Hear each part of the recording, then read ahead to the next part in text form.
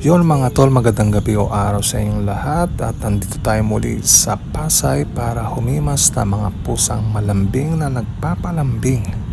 So ito yung isang pusa. Ba't kaya ganun no? Yung mga pusa, ang lambot ng mga katawan nila. Parang kukompare mo sa aso, parang sa aso kasi malambot din pero iba yung lambot ng katawan ng mga pusa, diba? Pag hinawakan mo sila, parang silambot ng unan. So ito yung isang pusa. Ngayon ko lang nakita to, meron siyang tali sa leeg, may collar siya na kulay pula. At alam mo yun, napakalamping na itong pusan to. Pag nandito ko sa lugar na to, lahat ng pusa, lahat siya malambing. Anlihimas ka talaga. Isa lang naman yung pusa rito hindi nagpahimas sa ulo niya, kung naalala yung last na video.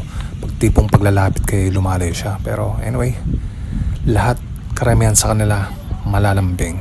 Kahit wala kang dalang pagkain, basta nag pss ka lang, yun na, lalapit na yan. So kung mahilig ka sa pusa, stay put ka lang dyan at para sa itong video na to. Let's go!